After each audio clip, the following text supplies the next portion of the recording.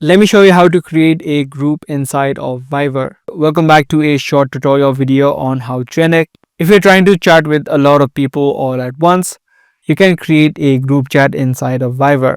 So first of all, open up the app of Viber and then tap on this icon, which is the chat icon on the bottom right. And on the top, you'll have the option called new group or community. Just tap on this option.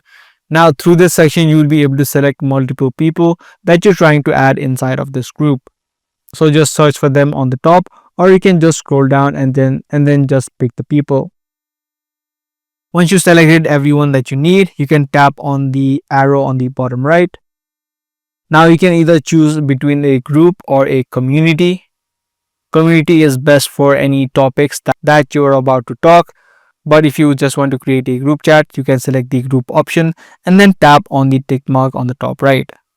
And there you go, the group now has been created. You can now start chatting normally as you do and then send in different files and photos if you want as well.